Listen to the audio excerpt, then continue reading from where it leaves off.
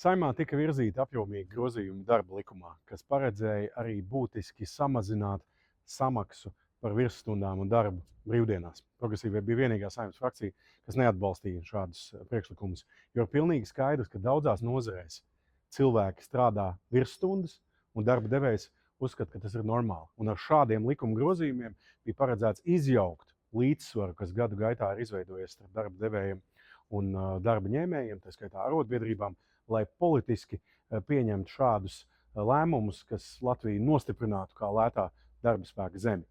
Eiropā un citur attīstītajā pasaulē ir pretējā tendence. Tiek saīsināts darba laiks, tiek domāts par darbinieku labklājību, par darbinieku labbūtību, jo tikai nākotnē labi izglītots, arī labi atpūties, vesels darbinieks spēs strādāt augstas pievienotās vērtības nozarēs un veidot augstu algu ekonomiku, nevis lētā darba spēka ekonomiku. Līdz ar to progresīvie nekādā gadījumā šo neatbalstīs. Ļoti ceram, ka šie grozījumi likumā netiks pieņemti.